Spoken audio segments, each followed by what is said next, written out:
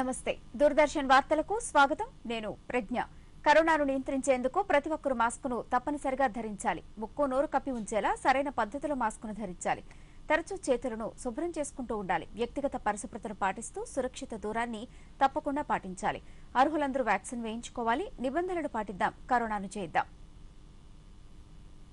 వార్తల్లో ముందుగా ముఖ్యాంశాలు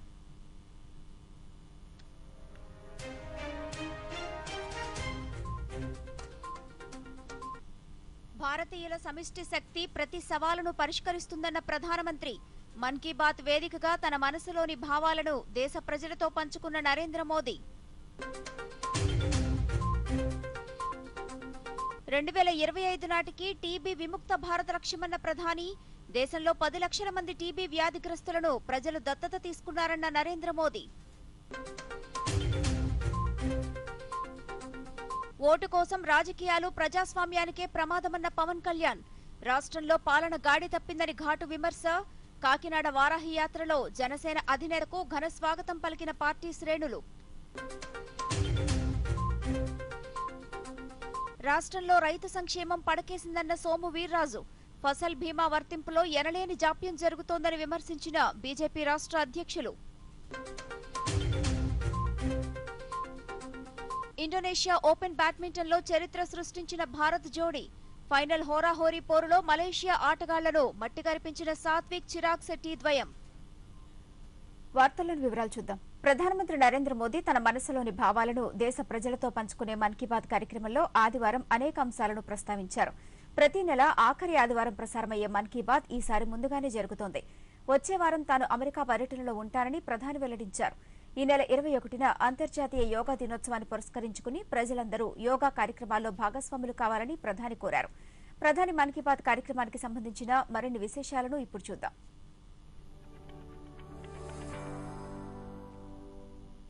భారత్ ఎదుర్కొంటున్న క్షయవ్యాధిని 2025 నాటికి సమూలంగా నిర్మూలించాలన్నది ప్రభుత్వ లక్ష్యమని ప్రధాని వివరించారు ఒకప్పుడు టీబీ గురించి తెలియగానే కుటుంబ సభ్యులు దూరమయ్యేవారని అయితే ఇప్పుడు వారిని కుటుంబంలోనే సభ్యునిగా చూస్తూ సహకరిస్తున్నారని వేలాది మంది ముందుకు వచ్చి టీబీ వ్యాధిగ్రస్తులను దత్తత తీసుకున్నారని వారికి సాయం చేసేందుకు ముందుకు వచ్చారని అన్నారు ఈ ప్రజా భాగస్వామ్యమే క్షయవ్యాధి నిర్మూలన ప్రచారానికి అతి పెద్ద బలమని పేర్కొన్న ప్రధాని దేశంలో పలువురు 10 లక్షల మందికి పైగా టీబీ బాధితులను దత్తత తీసుకున్నట్లు వెల్లడించారు క్షయవ్యాధిని మూలాల నుంచి తొలగించడానికి 85,000 మంది నిక్షయ మిత్రులు స్వచ్ఛందంగా సేవ చేశారని ప్రధాని పేర్కొన్నారు ఈ సందర్భంగా హిమాచల్ ప్రదేశ్ పశ్చిమ బెంగాల్ రాష్ట్రాలలో చిన్నారులు టీబీ విముక్త భారత్ ప్రచారానికి వారు దాచుకున్న పొదుపు డబ్బును అందించిన విషయాన్ని ప్రధాని ప్రశంసించారు भारत ने संकल्प किया है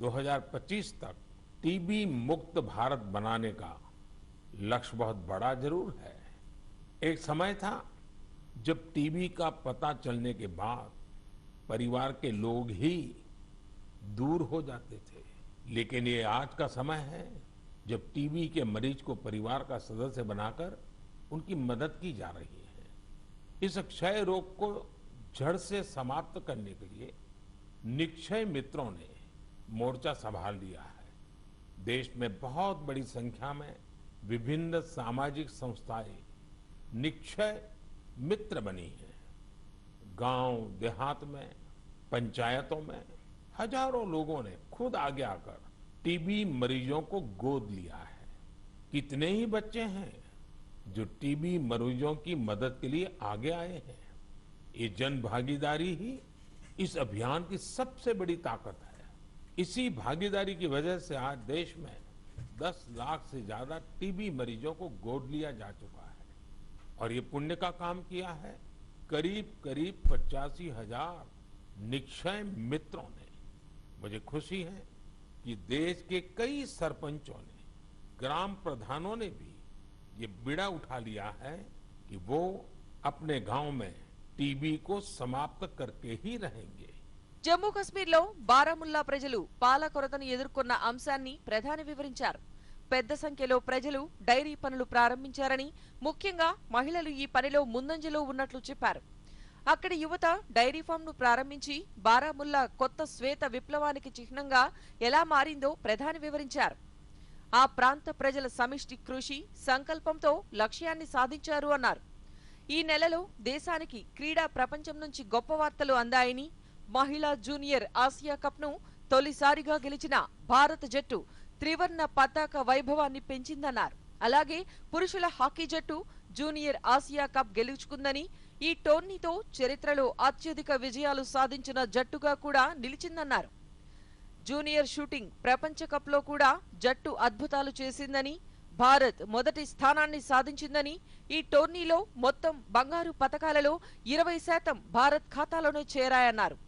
ఆసియా అండర్-20 అథ్లెటిక్స్ ఛాంపియన్షిప్ లో కూడా 45 దేశాలలో భారత పతకాల పట్టికలో మొదటి 3 స్థానాలలో నిలిచిందని ప్రధాని ప్రశంసించారు. ఈ సందర్భంగా క్రీడాకారుల కృషిని ప్రధాని ప్రశంసించారు. ఖేలో ఇండియా విశ్వవిద్యాలయాల క్రీడలు ఉత్తరప్రదేశ్లో జరిగిన విశేషాలను ప్రధాని వివరించారు. दूध की कमी रहती थी।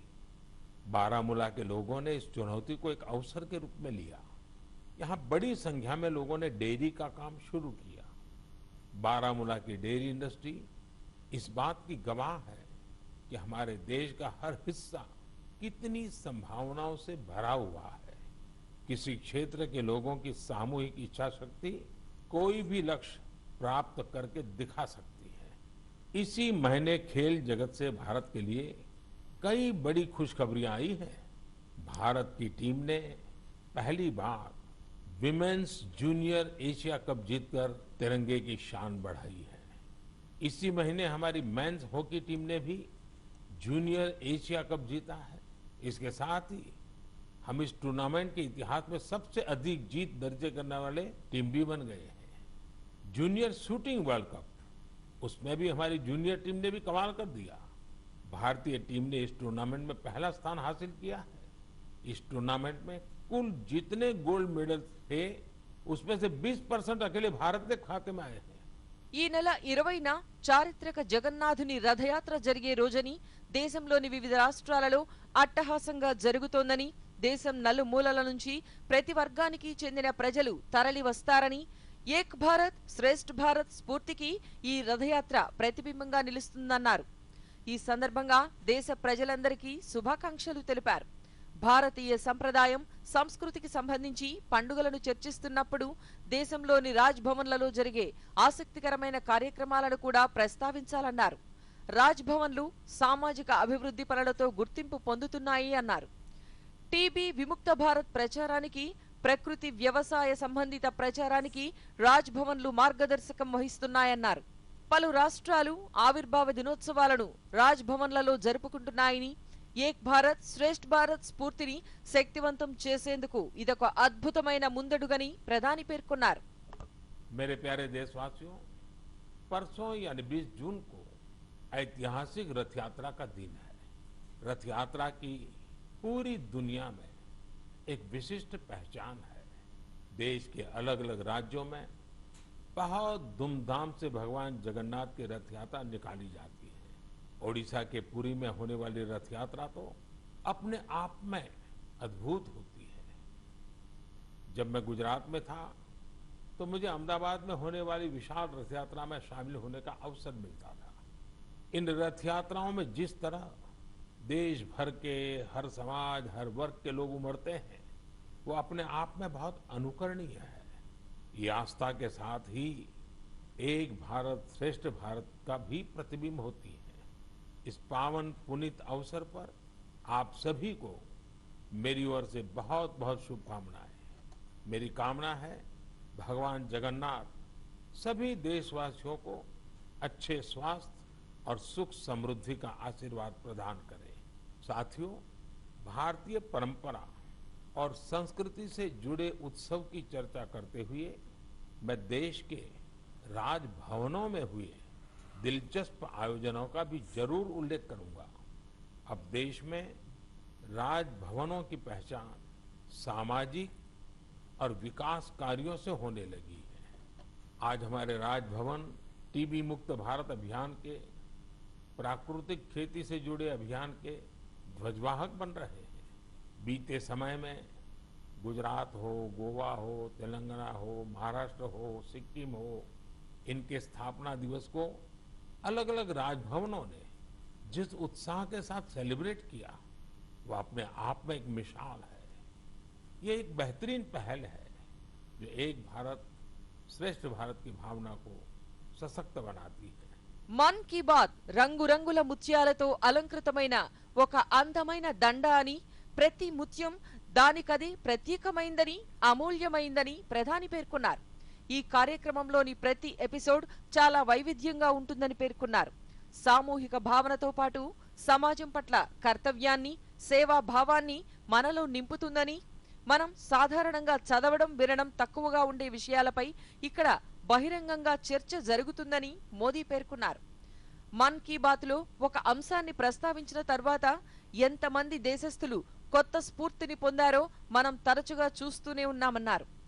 ఇటీవలే దేశంలోని ప్రముఖ భారతీయ శాస్త్రీయ నృత్యకారిణి ఆనందా శంకర్ జయంతి నుండి ఒక లేఖ వచ్చిందని, ఆ లేఖలో మనం కథలు చెప్పడం గురించి చర్చించిన మన్ కీ బాత్ ఎపిసోడ్ గురించి రాశారని ప్రధాని వివరించారు. ఆ రంగానికి సంబంధించిన వ్యక్తుల ప్రతిభను మనం ఆ కార్యక్రమంలో పేర్కొన్నాం. దేశ ప్రజల మంచి పనులు ఇతరులకు కూడా ఎలా స్ఫూర్తినిస్తున్నాయో చూసి తాను చాలా సంతోషిస్తున్నానని చెప్పారు. వర్షాకాలంలో ఆరోగ్యాన్ని జాగ్రత్తగా చూసుకోవాలని, సంతులిత ఆహారం తీసుకోవాలని, ఆరోగ్యంగా ఉండాలని ప్రధాని సూచించారు. मन की बात रंग बिरंगे मोतियों से सजी एक सुंदर माला है, जिसका हर मोती अपने आप में अनूठा और अनमोल है। इस कार्यक्रम का हर एपिसोड बहुत ही जीवंत होता है, हमें सामूहिकता की भावना के साथ साथ समाज के प्रति कर्तव्य भाव और सेवा भाव से भरता है। यहाँ उन विषयों पर खुलकर चर्चा होती है जिनके बारे में हमें आमतौर पर कम ही पढ़ने सुनने को मिलता है। हम अक्सर देखते हैं कि मन की बात में किसी विषय का जिक्र होने के बाद कैसे अनेकों देशवासियों को नई प्रेरणा मिली। हाल ही में मुझे देश की प्रसिद्ध भारतीय शास्त्रीय नृत्यांगना आनंदा शंकर जयंत का एक पत्र मिला। अपने पत्र में उन्होंने मन की बात के उस एपिसोड के बारे में लिखा है जिसमें हमने स्टोरी टेलिंग के बारे में चर्चा की थी। उस कार्यक्रम में हमने इस फील्ड से जुड़े लोगों की प्रतिभा को एक्नॉलेज किया था। मन की बात के उस कार्यक्रम से प्रेरित होकर आनंदा शंकर जयंत ने कुट्टी कहानी तैयार की है।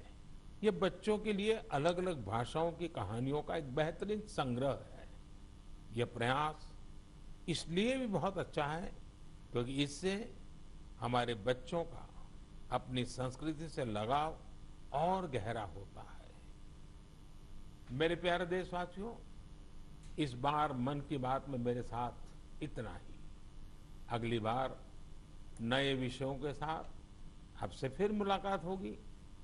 बारिश का समय है, इसलिए अपने स्वास्थ्य का खूब ध्यान रखिए, संतुलित खाइए और स्वस्थ रहिए। हाँ, योगा जरूर कीजिए। अब कई स्कूलों में गर्मी की छुट्टियां भी खत्म होने को है। मैं बच्चों से भी कहूंगा कि होमवर्क लास्ट दिन के लिए पेंडिंग ना रखें, काम खत्म करिए और निश्चिंत रहिए। बहुत बहुत धन्यवाद।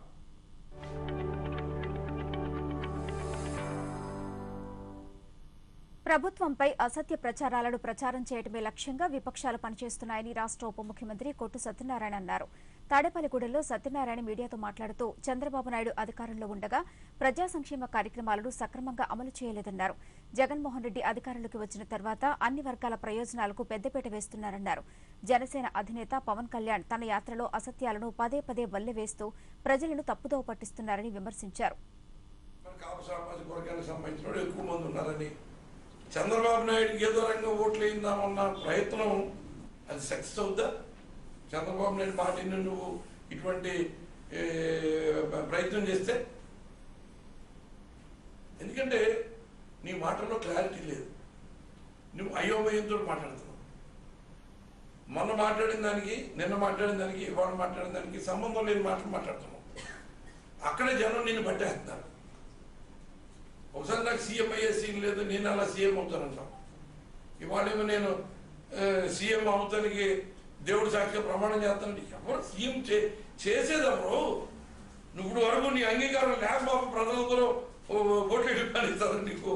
నువ్వు చెప్పే మాటల్లో ఉన్నాయంటే నాకు సీఎం చేయడం ఇష్టం లేదు, అందుకే నాకు జనం ఓటేయలేదు, నేను సీఎం నీళ్ళకి ఇష్టపడితే వేసేద్దరు అన్నట్టుగా ఉన్నాయి. అంటే ఎంత తెంగరతనంతో నువ్వు రాజకీయాలు చేస్తున్నావు అన్నది సిగ్గుచేటుగా ఉంది. రాష్ట్రంలో రైతు సంక్షేమం అట్టడుకు చేరిందని భారతీయ జనతా పార్టీ రాష్ట్ర అధ్యక్షులు సోము వీర్రాజు ఆవేదన వ్యక్తం చేశారు. ఖరీఫ్ సీజన్ సమీపిస్తూ ఉన్న గతంలో పండించిన పంటలను ఇప్పటికే కొనుగోలు చేయడంలో ఎనలేని జాప్యం జరుగుతోందన్నారు. ఏలూరులో జరిగిన సమావేశంలో ఆయన మాట్లాడుతూ ఫసల్ బీమా వర్తింపులో తీవ్ర నిర్లక్ష్యం నెలకొందని, వెబ్సైట్లో ఆ వివరాలు ఇంకా అందుబాటులో లేకపోవడం శోచనీయమని సోము అన్నారు. పండించిన పంటను దాచలేక, తక్కువ ధరకు అమ్ముకోలేక అన్నదాతలు పడుతున్న కష్టాలు వర్ణనాతీతంగా ఉన్నాయన్నారు. ధాన్యం సంచులను కూడా అందించలేని స్థితిలో రాష్ట్ర ప్రభుత్వం ఉందని సోము వీర్రాజు విమర్శించారు. పరిస్థితి లేదు, ధాన్యం రైతు నట్టేటని ముంచేటువంటి పరిస్థితి ఈ రాష్ట్రంలో. సమ్మర్ క్రాప్ ధాన్యం కూడా సరిగా కొననటువంటి పరిస్థితి. రాబోయేటువంటి వర్షాకాలం పంటలు కూడా ఇప్పటికి కూడా సరిగ్గా వాళ్ళకి ఇన్సూరెన్స్ కూడా, వర్షాకాలం పంటకి ఇన్సూరెన్స్ కూడా, ఫసల్ బీమా యోజన కూడా ఇప్పటి వరకు రాష్ట్ర ప్రభుత్వం యొక్క వెబ్సైట్ లో లేకపోవడం, రోడ్ల మీద ధాన్యం బరకాలు లేకపోవడం, సంచులు డైరెక్ట్ గా మనం వెళ్ళి చూస్తే ఎలకల కొరికినటువంటి సంచులు, ఆ సంచులో ధాన్యం ఉండడానికి వీల్లేదు, పట్టడానికి వీల్లేదు. అయినప్పటికీ కూడా అలాంటి సంచుల్ని వేళ రాష్ట్ర ప్రభుత్వం మనం ఎఫ్సిఐకి కలకత్తా నుంచి సంచులు కొని రాష్ట్ర ప్రభుత్వానికి ఇస్తాం, కొత్త సంచులు. కానీ అన్ని చోట్ల కూడా పాత సంచులే. ఆ ఎఫ్సిఐకి ఇవ్వాల్సినటువంటి సంచులకు ముందు వలే పాత సంచులు ఇచ్చి సంచులు కుంభకోణం, రైతుకి ట్రాన్స్పోర్ట్ ఇవ్వకుండా కుంభకోణం, రైతుకి గిట్టుబాటు ధరకి ఇవ్వకుండా కుంభకోణం. వర్షం వస్తే మిల్లర్లకి, సివిల్ సప్లై అధికారులకి ఒక అదృష్టంగా మారిపోయింది. 1500-1600 రూపాయలు కొనవలసినటువంటి ధాన్యం బస్తాని 1000 నుంచి 1200 లోపల కొని రైతుకు 400 కోట్ల రూపాయల నష్టం.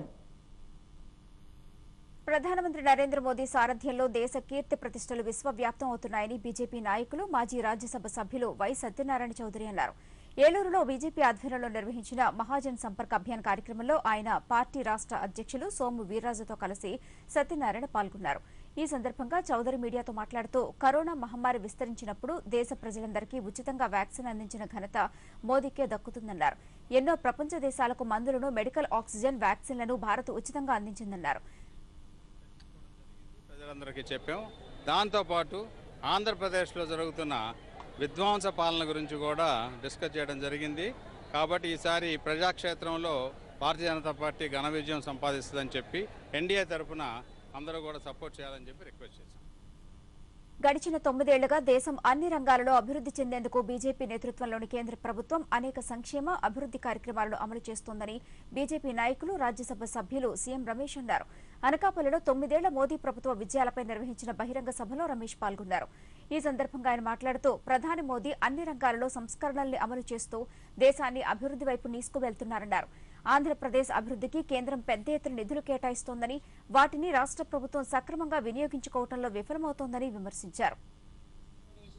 వైజాగ్లో ఇక్కడ చేసే దందాలన్నీ, ఇక్కడ చేసే మాఫియా అంతా, ఇక్కడ చేసే డ్రగ్స్ అంతా ముఖ్యమంత్రి కనుసన్నల్లోనే జరుగుతూ ఉంది అని ఒక దేశ హోంశాఖ మాత్రం చెప్పినారంటే, ఇంతవరకు ఈ రోజుకి ఈ నిమిషం వరకు దాని మీద ముఖ్యమంత్రి అవునా కాదా ఏమి అనే చెప్పే ధైర్యం లేదు.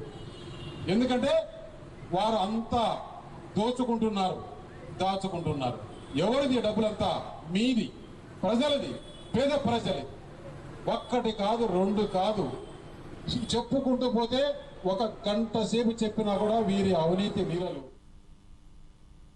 ప్రభుత్వ అలసత్వం కారణంగా రాష్ట్రంలో శాంతి భద్రతలు క్షీణిస్తున్నాయని రాజ్యసభ సభ్యులు జీవీఎల్ నరసింహారావు ఆరోపించారు.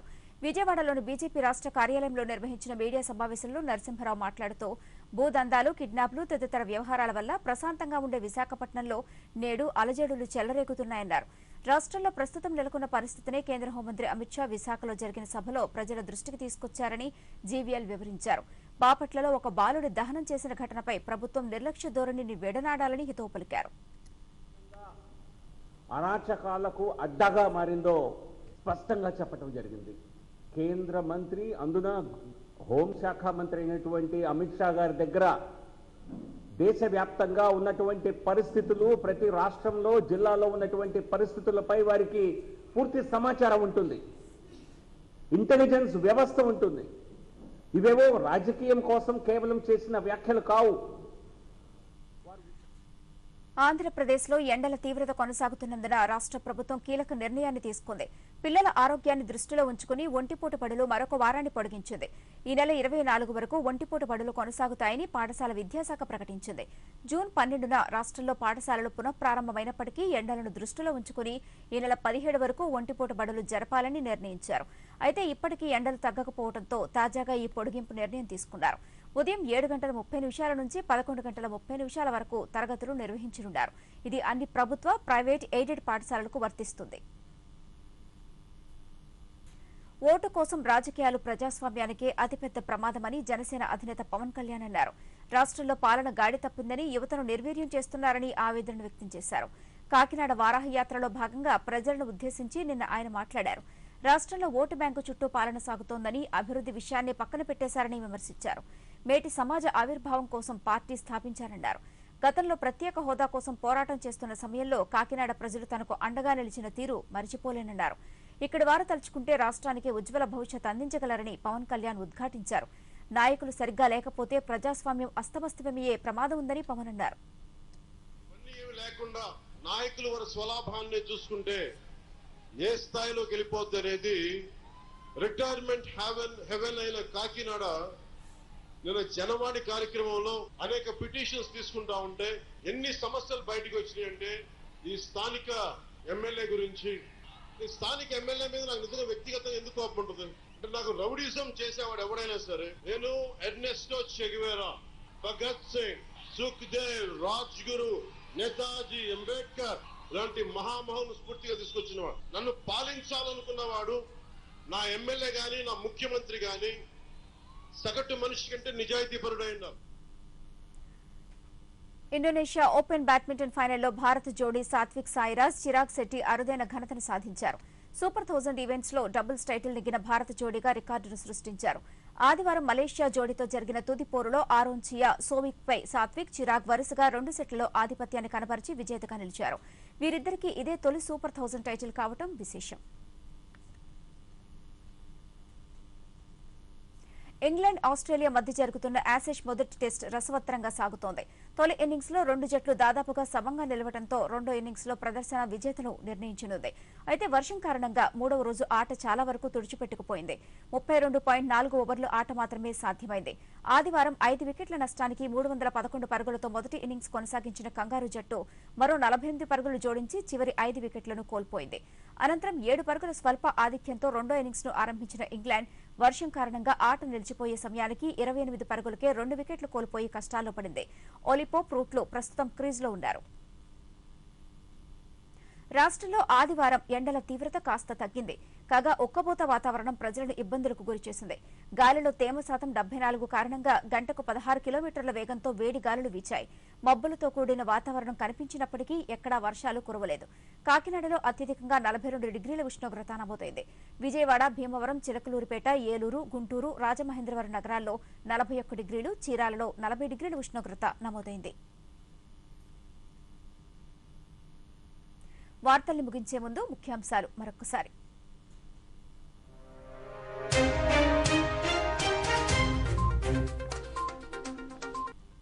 భారతీయుల సమిష్టి శక్తి ప్రతి సవాలును పరిష్కరిస్తుందన్న ప్రధానమంత్రి. మన్ కీ బాత్ వేదికగా తన మనసులోని భావాలను దేశ ప్రజలతో పంచుకున్న నరేంద్ర మోదీ. 2025 నాటికి టీబీ విముక్త భారత లక్ష్యమన్న ప్రధాని. దేశంలో 10 లక్షల మంది టీబీ వ్యాధిగ్రస్తులను ప్రజలు దత్తత తీసుకున్నారన్న నరేంద్ర మోదీ. ఓటు కోసం రాజకీయాలు ప్రజాస్వామ్యానికే ప్రమాదమన్న పవన్ కళ్యాణ్. రాష్ట్రంలో పాలన గాడి తప్పిందని ఘాటు విమర్శ. కాకినాడ వారాహి యాత్రలో జనసేన అధినేతకు ఘన స్వాగతం పలికిన పార్టీ శ్రేణులు. ఈ వార్తలు ఇంతటితో సమాప్తం. నమస్కారం.